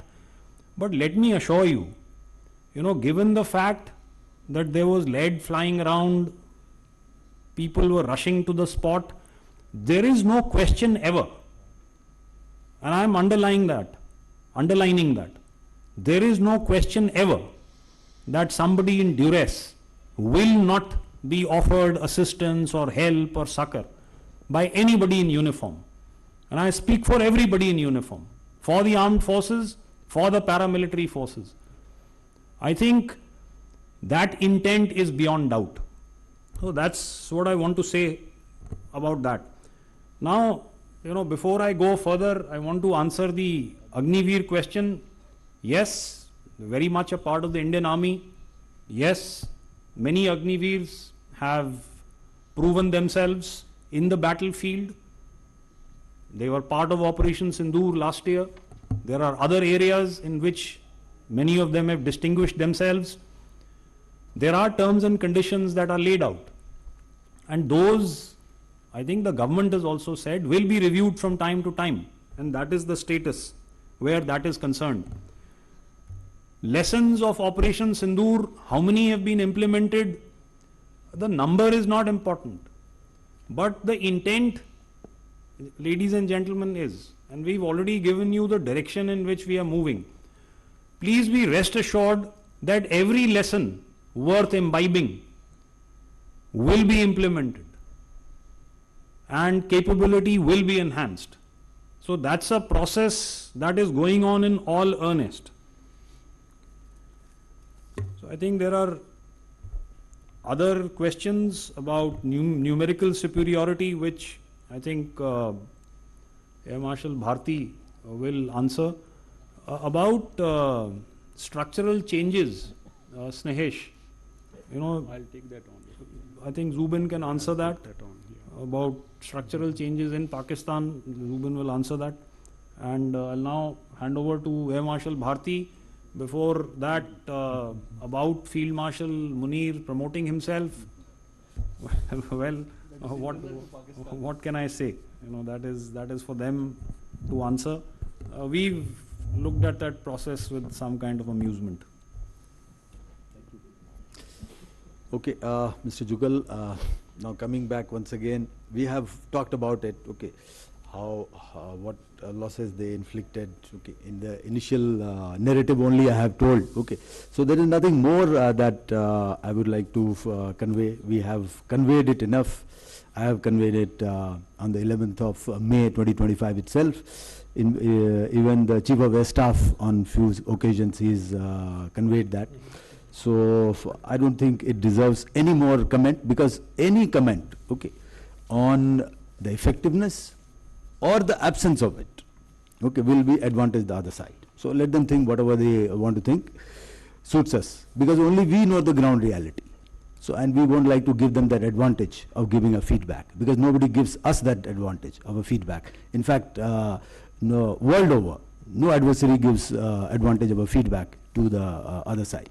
So we won't like to give that. So let them think whatever they think. Okay. And as I said, we know, and we know the ground reality, and ground reality I have already articulated earlier in my response. So I'll leave it at that. Now, BrahMos, high cost, what are the alternate options? Okay, we are in an age wherein we need to invest in our capabilities. That is not shying away from the fact that yes, we need to look at the other spectrum also. So we are in an age wherein you need to have high cost niche technologies, maybe limited numbers, okay, aircraft, missiles, okay, come in that bracket. And we also need to have low cost, small form factor and mass numbers. So that is where we are working in the present generation. So both are required. So BrahMos, even other systems which are of high cost, it has got its place in the strategy that we have. So you cannot replace that with a low cost drone or a loiter munition or a counter UAS system. So everything has its place, and it is only a combination of the two that will give us the results. Because if you see the low cost systems, the drones, the other US systems, okay, at times, at best it can give you, okay, continuous harassment, some targets, but if you want a decisive result, then it has to be a pulverizing effect on the target. And that pulverization can only be brought in by these high-end weapons with which has got the potential to bear maximum amount of explosive on the target. So that we cannot do away with it. And BrahMos, I mean, it is indigenous. So we should be proud of it, and I mean, it has stood the test of time. So it is something that we need to encourage, and something we need to be very proud of. All right, so that is for BrahMos, and many other indigenous systems which are in the pipeline. Okay, there are a lot of them. And you would see in the coming, I would say, 1.5 to 2 years, there will be a lot of other indigenous weapon systems which will be on the horizon and we would have inducted. So that is a huge plus for us. Lessons implementation कितना बाकी है ये तो हमारे colleague general Rajiv ने already cover किया है. मैं थोड़ा सा इसके ऊपर बस इलाबोरेट करना चाहूँगा कि इट्स अ कंटिन्यूस प्रोसेस. ये नहीं कह सकते कि सिंदूर के बाद ही हमने कुछ इस पे इम्प्लीमेंट करना शुरू किया. जैसा कि पहले मैंने कहा कि ये कंटिन्यूसली हम लोग इवैल्यूएट करते रहते हैं कि हमारी ट्रेनिंग कैसी है, हमारी इक्विपमेंट कैसी है, हमारी रेडीनेस कैसी है. So even before Sindoor we were filling wherever we felt the gaps. And post Sindoor also, that's a continuous effort. And उसके बाद दो questions आए, related questions I would say. एक थे कि acquisition strategy क्या है, and thereafter some priority areas of IF strengthening its capabilities, okay, acquisition strategies. So दोनों related हैं. So acquisition strategy यही है कि जो कुछ हमने देखा कि capability हमारे पास सारे थे, लेकिन जितनी क्वांटिटीज में होने चाहिए थे वो नहीं थे. जैसे इनेबलर्स की बात करें, ISR, इंटेलिजेंस सर्विलेंस रिकॉनेसेंस, बहुत इंपॉर्टेंट है. यदि हम देख नहीं सकते, इंटेलिजेंस हमारे पास नहीं है, तो हम टारगेट क्या करेंगे? So we need to beef up our ISR capabilities, which is happening. Enablers, आप एवैक्स, AWC की बात करें, उस पर भी काम हो रहा है, और आप लोगों ने न्यूज़ में देखा ही होगा कि हमने DSC ने अप्रूव किया है, and we are going in a big way for these enablers. Flight refilling aircraft, uski RFP already out hai, and very soon we will be going ahead with these acquisitions. So enablers are one thing which act as force, force enhancers, force multipliers. We are looking in a big way in enhancing the number of our enablers. Then what procurement strategy, acquisition strategy, we also saw that we need drones in US in large numbers. So we are looking at it, and there is a lot of incentive from the government of India. The PLI scheme hai, IDEX hai. So to bring in our own players, MSMEs, encourage them and get them going into this field. Because when we require it, we will need scalability. क्योंकि आज हमारे पास कुछ numbers हैं, 5,000, 10,000 जो भी हैं, जब जरूरत पड़ेगी तो उसको हमें स्केल करना पड़ेगा, स्केल अप करना पड़ेगा, week to week, day to day. So that capability has to, and the capacity has to come to our industry. We are looking at that aspect, at the aspect of enhancing the capacity of our industry when we need it. So that is one acquisition strategy which we are looking at. Counter US, very big player in this, because whatever came from the other side, we were prepared for it and we were able to neutralize that. So counter US, to build on hard kill, on soft kill weapons systems, we are looking in a big way to enhance this grid and make it as robust as possible. And space-based assets he has already spoken about. Priority areas, we have made a long-term vision for Indian Air Force, which you all will be aware of. And squad strength, yes, is low. We are looking at seriously at enhancing this strength. And if you realize, this time Government of India has increased the funding for the Indian Air Force. Last time it was about 1,30,000 crore. Now we are at 1,55,000 crore, which gives us additional funds. And it is not that that is all. If we need more, more would be available. So we have planned in the long term our vision, 5th generation aircraft will work on MCA. We are already working on the MRFA, and of course our own indigenous systems. LCA Mark 1A, very soon it should be coming to us. Mark 2 we are working on, first flight it should be in near future, and MCA of course, as I said. So those are the indigenous systems. So fill in the gaps, enhance the SCON strength, and look at indigenous systems. Same time look at indigenous weapons, which we have talked about, and indigenous electronic warfare systems, which also is being looked at. Thank you. Snesh had asked about the structures, what Pakistan has created after Op Sindoor. In a way, Snesh, it's a indicator of firstly creation of a Army Rocket Force Command, of how hard he was also hit. Whereas our structures, the Defense Secretary, I think on the 30th, during the leadership summit in ANI, had spoken about the need for we to have a kind of a conventional missile force and structure. So I will leave it. He brought out that there is a paradigm shift from the usage of such missiles from the strategic. So that paradigm has shifted, and therefore that there's an emerging rationale to create such structures. And what structures will emerge is something of a debate which is happening, and I will leave it at that. But what I want to highlight is Firstly, in terms of Pakistan, you said he has created some structures. We know what his capabilities are. We know exactly what he has. So whatever structure he creates, we know what he has to bring against us. In terms of our own capabilities, we are enhancing our own capabilities to go beyond what we have existing. We are looking at a wide spectrum of ranges, a wide spectrum of trajectories to operate in all domains, and therefore this capability is what we are developing as we speak. We are not waiting for some structures to be formed, which will take its own time, and that is being debated. So we are looking at capability development.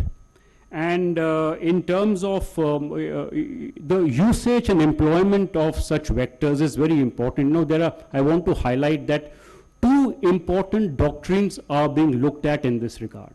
And one is a joint ISR doctrine and a joint targeting doctrine.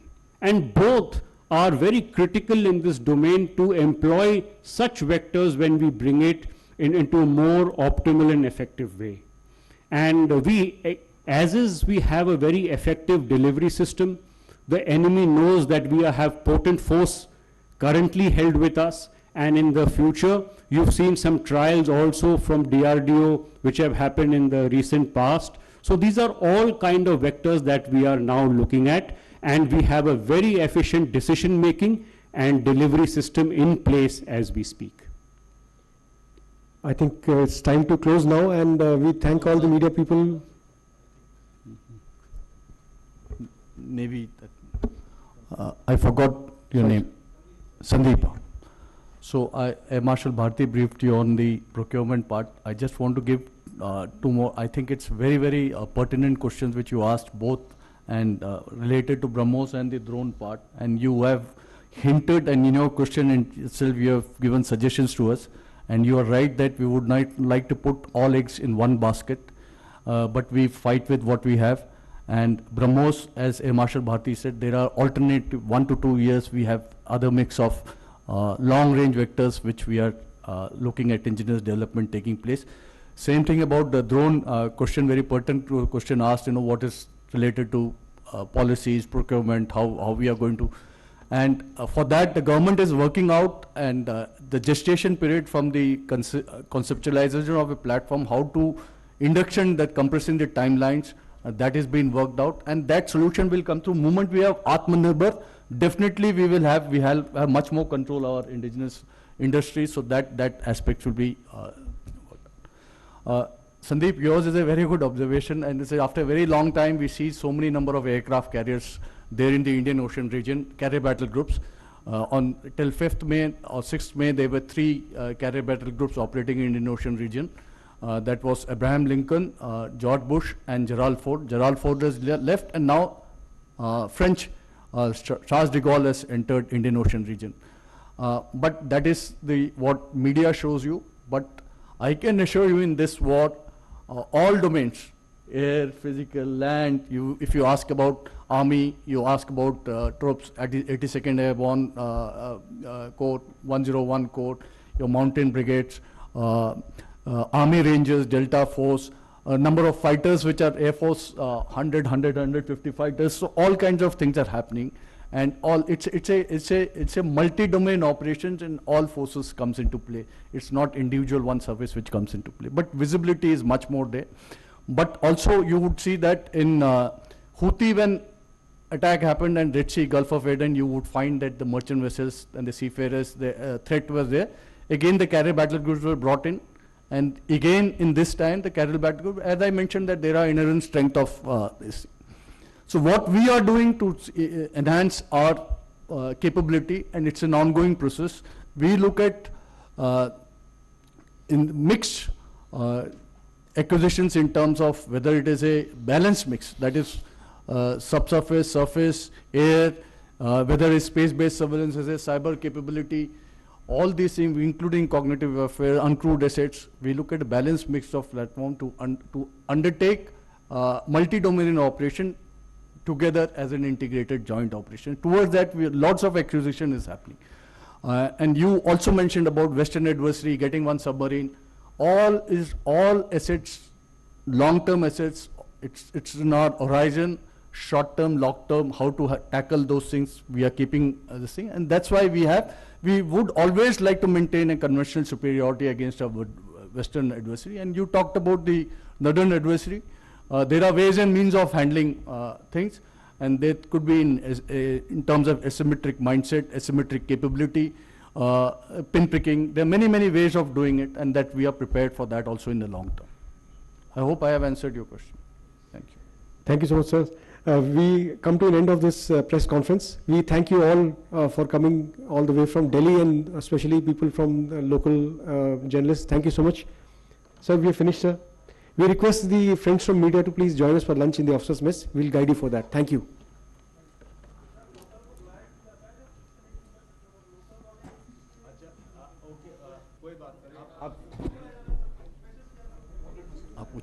नहीं, हमने कई बार बताया बीच में कि local जो बोलना चाहते हैं, बट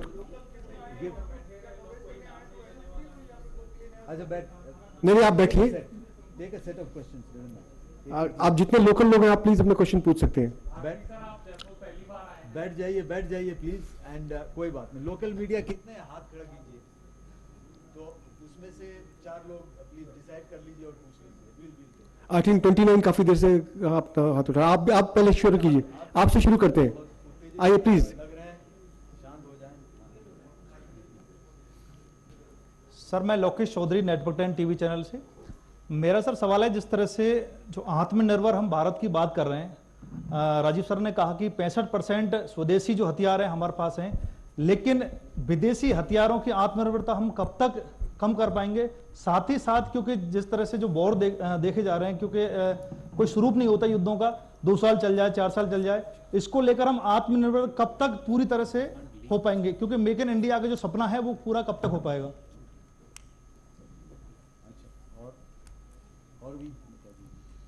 हाँ जी, आप पूछ सकते हैं। 29 काफी देर से। Hello sir, my name is Harsh, I am from my संदेश इंटरनेशनल मैगजीन। सर, हमारी मैगजीन की टीम जो है गांव-गांव जाकर जो है शहीदों के परिवारों से मिलती है, और जहां पर हमको देखने को मिलता है कि वहां के युवाओं में सेना के प्रति एक अलग जुनून और सम्मान है। तो मेरा क्वेश्चन आप चारों से ये है कि भारत की सैन्य शक्ति की सबसे मजबूत नींव हमारे गाँव से भी है और वहाँ के युवाओं से। एक तरफ भारत जहाँ तेजी से डिफेंस सेक्टर में आत्मनिर्भर बनना है, लेकिन क्या अभी भी कुछ ऐसी क्रिटिकल डिफेंस टेक्नोलॉजीज हैं जिनमें विदेशी डिपेंडेंसी भविष्य में चुनौती बन सकती है? और मेरा सेकंड क्वेश्चन ये भी है कि क्या सरकार की कोई ऐसी योजना है जिसमें ऑपरेशन सिंदूर जैसी शौर्य गाथाओं को जवानों और शहीदों के गाँव तक पहुँचाकर युवाओं को आत्मनिर्भर भारत और राष्ट्र सेवा दोनों के लिए प्रेरित किया जा सकता है? Thank you. सर, मैं योगेंद्र। सर, मेरा नाम Mahavir Kumar Soni, Bharat News TV Prime से और थॉट्स ऑफ इंडिया से। मैं ये पूछना चाहूँगा सर, ऑपरेशन के दौरान सबसे कठिन क्षण कौन सा था और भारतीय सेना ने उससे कैसे पार किया, और तकनीक और आधुनिक उपकरणों ने इस मिशन की सफलता में क्या भूमिका निभाई? साथ ही इस ऑपरेशन से मिले अनुभवों को भविष्य की सुरक्षा चुनौतियों के लिए कैसे इस्तेमाल किया जा रहा है, और आज के दिन आप अपने जवानों और देश की जनता को क्या संदेश देना चाहेंगे? सर, मैं योगेंद्र शर्मा, जन टीवी से। मेरा सवाल यह है सर, शब्द शक्ति कमांड में पहली बार जेसीसी करा रहे हैं, तो सर इसका क्या मकसद है, इसको चुना? एक दूसरा, बांग्लादेश बनने के बाद पहली बार पाकिस्तान और बांग्लादेश की वॉर एक्सरसाइज हुई, तो क्या भारत के लिए बांग्लादेश में एक चुनौती की ओर है? आपसे रिक्वेस्ट है आप ऑपरेशन सिंदूर से संबंधित क्वेश्चन पूछें, और क्वेश्चन हम शायद ना ले पाए। सर, मेरा नाम मोहम्मद मोइन है, मैं एबीपी न्यूज चैनल से हूं। ऑपरेशन सिंदूर के दौरान भारतीय सेना ने आतंक के अड्डे को तबाह किया, पूरे देश को भारतीय सेना पर गर्व है, लेकिन पाकिस्तान को जिस तरीके से तमाम दूसरे देशों का सपोर्ट मिल रहा है, अगर उसके बाद वो पहलगाम जैसी कोई घटना करने की हिम्मत करता है या भारत की तरफ आंख उठाकर देखता है, तो हमने ऑपरेशन सिंदूर के बाद अपनी तैयारी किस तरीके से और बढ़ाई हुई है? मेरा सवाल 2 है कि देशवासियों को क्या भरोसा दिलाना चाहती है इंडियन आर्मी और उनसे क्या एक्सपेक्टेशन है, और दूसरा ये कि पाकिस्तान और पूरी दुनिया को हम क्या मैसेज देना चाहते हैं ऑपरेशन सिंदूर के बाद? सर एक क्लास। आई थिंक हम लोग कंफ्यूज हो जाएंगे, इतने सारे सवाल एक साथ सर एक सवाल। ठीक है सर, मैं सचिन हूँ, दैनिक भास्कर डिजिटल से। मेरा सवाल आप ही से है सर। आपने कहा कि एडवांस मीडियम कॉम्बैट एयरक्राफ्ट पर हम काम कर रहे हैं, लेकिन उसको आने में 2030 के बाद का समय लग जाएगा लगभग। उस गैप को फिल करने के लिए क्या भारत सुखोई 57 रूस से खरीदने में विचार कर रहा है, या 5th जनरेशन का कोई और विमान, कोई डील, कोई बातचीत चल रही है? क्योंकि पाकिस्तान ने भी अभी चाइना के साथ 5th जनरेशन विमान पर समझौता किया है, इस तरह की चर्चा भी है। लास्ट सवाल में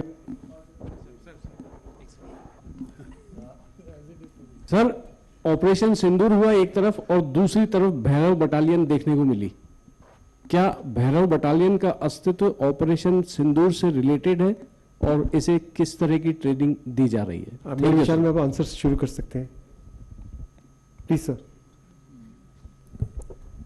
ओके, लास्ट क्वेश्चन का जवाब पहले देते हैं। भैरव बटालियन का रिलेशन ऑपरेशन सिंदूर से और आगे आने वाले सभी ऑपरेशन से, उनके लिए एक रोल और टास्क जो है वो नियुक्त किया गया है। उसके बारे में मैं नहीं बात करना चाहता क्योंकि वो एक ऑपरेशनल डिटेल है, लेकिन ये एक स्ट्रक्चरल रिफॉर्म है और ये ज़रूर आप आगे देखेंगे जिस तरह की भी लड़ाई इंडियन आर्मी या इंडियन आर्म्ड फोर्सेस करती हैं, उसमें भैरव ज़रूर एक अहम भूमिका निभाएगा। ये मैं आपको आश्वासन दे सकता हूँ। मेक इन इंडिया, देखिए आज हम सब ने आपको बताया कि ऑपरेशन सिंदूर में भी काफ़ी सारे जो वेपन सिस्टम्स इस्तेमाल किए गए वो इंडिया में प्रोड्यूस थे। मैं आपको एक और उदाहरण देना चाहता हूँ। ब्रह्मोस के बारे में बात हुई, आकाश सिस्टम्स यूज़ हुए, हमारे कम्युनिकेशन सिस्टम्स, हमारे चीफ ऑफ आर्मी स्टाफ ने भी इसके बारे में बात करी है। एक कम्युनिकेशन सिस्टम जो हमने सिर्फ ऑपरेशन सिंदूर के समय इस्तेमाल किया, उसको रिसेंटली हमने डेवलप किया।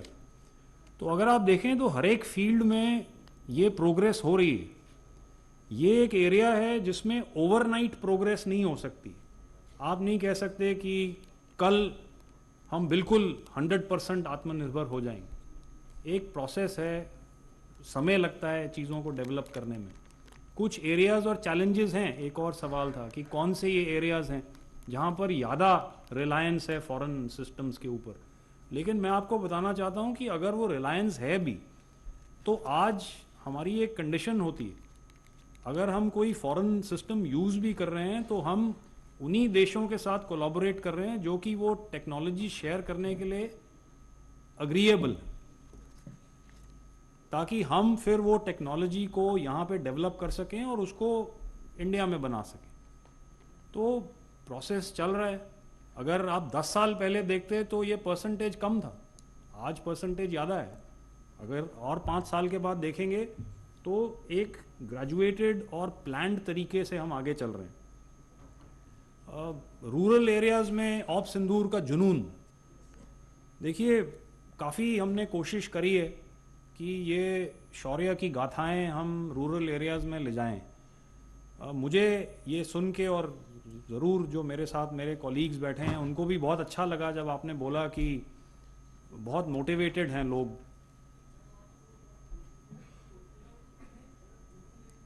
हाँ, सो हमारी पूरी कोशिश रहती है, और ये हमारा स्ट्रैटेजिक कम्युनिकेशन डिवीज़न आर्मी के लेवल पे, ट्राई सर्विस लेवल पे, ये पूरी कोशिश हम करते हैं कि हम ये जो शौर्य की गाथाएं हैं इनको रूरल एरियाज़ में ले जा सकें, ताकि लोग और मोटिवेटेड हों कि हमारी आर्म्ड फोर्सेस को ज्वाइन करें। और सबसे कठिन क्षण, इससे पहले कि मैं बाकियों को हैंड ओवर करूं, तो सबसे कठिन क्षण था, हम सब मल्टी डोमेन ऑपरेशंस की बात करते हैं, लेकिन आपने देखा कि एक दूसरे तरीके से हमने इस ऑपरेशन को अंजाम दिया। इस बार हमने डिसाइड किया कि हम टेरर कैंप्स को लाइन ऑफ कंट्रोल या इंटरनेशनल बाउंड्री क्रॉस करे बिना टारगेट करेंगे अपनी तरफ से। लेकिन जब आप इस तरह का ऑपरेशन करते हैं तो आपको उसकी एविडेंस चाहिए होती, जो कि पाकिस्तान के पास नहीं है। उन्होंने बोला हमने ये किया, हमने वो किया, कोई एविडेंस नहीं।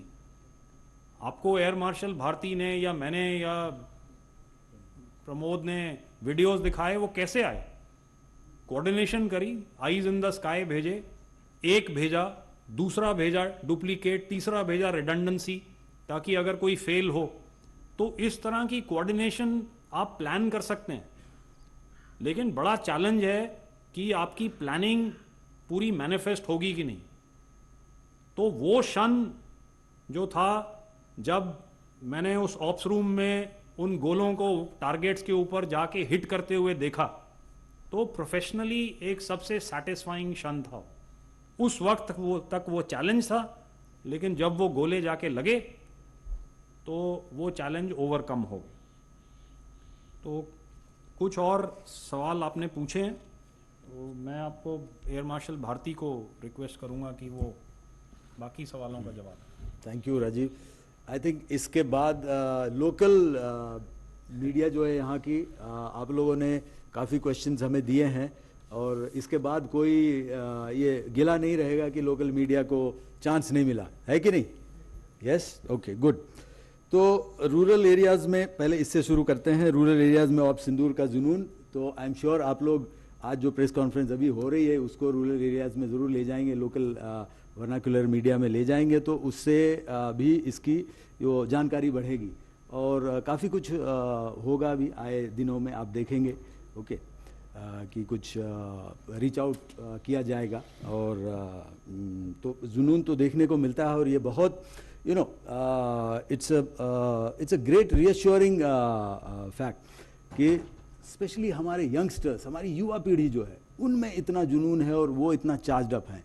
तो that only goes to show कि देश बहुत ही सही हाथों में है, और हमारी युवा पीढ़ी when they connect with what is happening, then you don't have to worry about anything. पहला सवाल जो आया था, आत्मनिर्भरता कब तक डिपेंडेंट रहेंगे विदेशी सप्लाईज पे, तो उसका सीधा सा जवाब ये है कि जब तक इंस्टेंट खतरा हमारे पास, हमारे सर पे रहेगा, उसके तो हमें जो भी आए पड़े वो करना पड़ेगा हमारे देश की सुरक्षा को सुरक्षित करने के लिए। तो टेक्नोलॉजी बहुत बहुत तेज़ रफ्तार से आगे बढ़ रही है, चाहे वो क्वांटम कंप्यूटिंग हो, एआई हो, या सिक्योर चिप्स की टेक्नोलॉजी हो, तो हमें कैचअप करना है। और ये तो हम ये नहीं कह सकते कि हमें जो हमारे पास नहीं है उसको हम कहीं से नहीं लाएंगे, वो कैपेबिलिटी नहीं रखेंगे, क्योंकि दुश्मन आपके लिए वेट नहीं करेगा कि आप पहले वो कैपेबिलिटी लाइए, सिक्योर चिप्स लाइए, बाहर से अपनी कैपेबिलिटी बिल्ड कीजिए, तब हम आपको अटैक करेंगे। हमें तो हमेशा अटैक के लिए और हमेशा किसी भी स्थिति के लिए तैयार होना है और तैयार रहना पड़ता है। इसके लिए जो भी हमारे पास अवेलेबल है, ज़रूरत है कि जो भी हमारे पास अवेलेबल है उसको बढ़ावा दिया जाए, और जो नहीं है उसके लिए कोशिश किया जाए कि जल्दी से जल्दी वो टेक्नोलॉजी हमारे पास इंडिजिनस टेक्नोलॉजी हो, और जब तक वो नहीं है तब तक हम किसी दूसरे पर, अपने दोस्तों पे बाहर से भरोसा करना ही पड़ेगा, उसमें कोई दो राय नहीं है। सो द रिक्वायरमेंट इज कि अपने इंडिजिनस टेक्नोलॉजी को जितना हम बढ़ावा दे सकें दें, और वो हम दे रहे हैं। यदि आप देखें तो पिछले साल जो 2024-25 का जो वित्त वर्ष था, उसमें हमने इंडिजिनस टेक्नोलॉजी में 1,27,000 करोड़ की इंडिजिनस टेक्नोलॉजी खरीदी है, और कितनी इंडिजिनस टेक्नोलॉजी हमने एक्सपोर्ट की है? 24,000 करोड़। और हमारा लक्ष्य क्या है कि 2029 तक इंडिजिनस टेक्नोलॉजी हम 3 लाख करोड़ उतने की हम इंडिजिनस टेक्नोलॉजी खरीद पाएं। और हमारा निर्यात का क्या लक्ष्य है कि हम कम से कम 50,000 करोड़ बाय 2029 हम एक्सपोर्ट कर पाएं। तो ये सब जो है ये इंसेंटिव है आत्मनिर्भरता के लिए। लेकिन जब तक हम वहां पहुंचेंगे तब तक कुछ तो करना पड़ेगा, क्योंकि दुश्मन आपके लिए रुकने नहीं वाला है जब तक आप आत्मनिर्भर नहीं हो जाए। सो उस गैप को भरने के लिए हमें विदेशी सप्लाईज पे, अपने विदेश के दोस्तों पे निर्भर करना पड़ता है। और चुनौती मैंने अब कहा अभी, certain newer technology, secure chips, AI, quantum computing, secure communication, data link, that's also is a challenge on which work is going on. सबसे कठिन समय कौन था, हमारे मित्र जनरल राजीव ने ऑलरेडी ये आर्टिकुलेट कर दिया है। ओके, लेकिन मैं ये मानता हूँ कि हमारी, देखिए, हमेशा हम ये इवैल्यूएट करते रहते हैं क्या चाहिए, आसपास क्या हो रहा है, हमें किस चीज़ की ज़रूरत होगी, क्या कैपेबिलिटी चाहिए। सो यदि ये बात को हम एनालाइज करें कि कोई कठिन समय था क्या ऐसा जिसमें हमें अधीर होना पड़ा, तो उसका जवाब है नहीं, बिल्कुल भी नहीं। हम हमेशा ये इवैल्यूएट करते रहते हैं और हमेशा तैयार रहते हैं कि इस क्षण क्या होगा और इस क्षण हम किस क्षमता से उस चुनौती का मुकाबला कर सकेंगे। तो ये हमारी तैयारी कंटिन्यूस प्रोसेस है। So as such there were no such movements as such. Okay, क्या संदेश देंगे? अब आई थिंक तभी पिछले 2 घंटे से हम लोग संदेश ही दे रहे हैं, और 1-2 लाइनों में संदेश देना हो तो भारत की सेना तैयार है।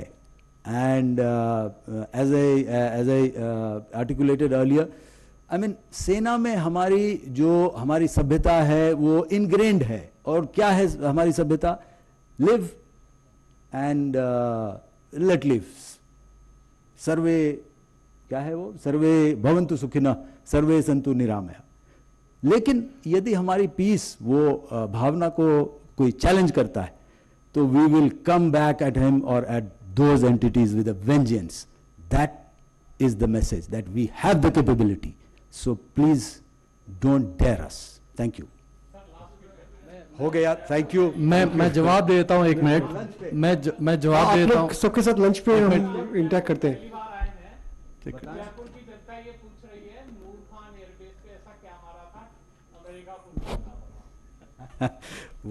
वो तो उन्हीं से पूछना पड़ेगा। मुझे जो कहना था मैंने तो कह दिया है ना? बाकी बात sir, thank you so much, thank you. Friends from media, please join us for lunch and we can interact again.